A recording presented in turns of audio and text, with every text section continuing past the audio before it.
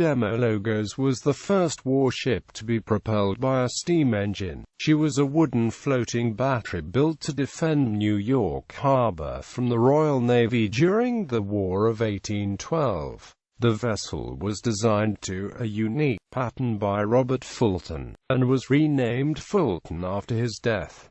Because of the prompt end of the war, Demologos never saw action, and no other ship like her was built. History. On the 9th of March 1814, Congress authorized the construction of a steam warship to be designed by Robert Fulton, a pioneer of commercial steamers in North America. The construction of the ship began on the 20th of June 1814, at the civilian yard of Adam and Noah Brown, and the ship was launched on the 29th of October. After sea trials, she was delivered to the United States Navy in June 1816.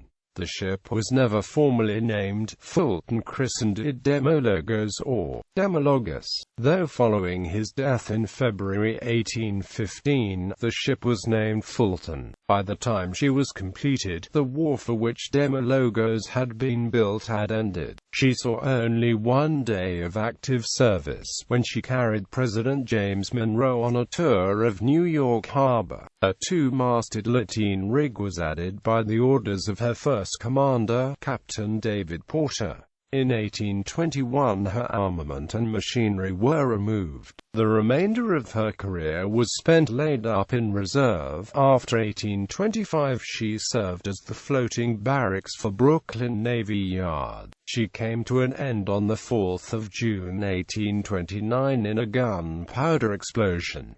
Design and impact. Demologos had an entirely unique and innovative design. A catamaran, her paddle wheel was sandwiched between two hulls. Each hull was constructed 5 feet thick for protection against gunfire. The steam engine, mounted below the waterline in one of the hulls, was capable of giving 5.5 knots speed in favorable conditions. Although designed to carry 30 32-pounder guns, 24 port and starboard, 6 fore and aft, the Navy had trouble acquiring sufficient guns, and a varying number were mounted while in actual service. Demologos was also fitted for 2 100-pounder Columbiads, one mounted fore and another aft. These weapons were never actually furnished to the vessel. Fulton's design solved several of the problems inherent in warships powered by paddle wheels, which led to the adoption of the paddle steamer as an effective warship in following decades. By placing the paddle wheel centrally, sandwiched between two hulls,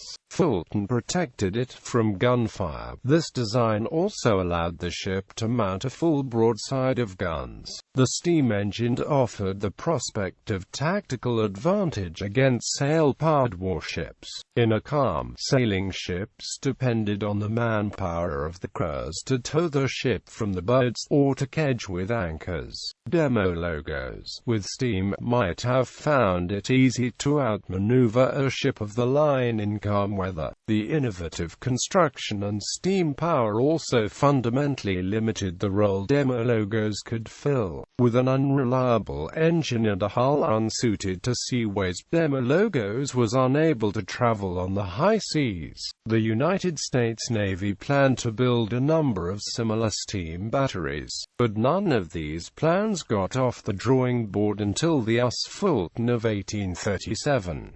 A number of European navies also considered acquiring the Demologos, but these inquiries came to naught.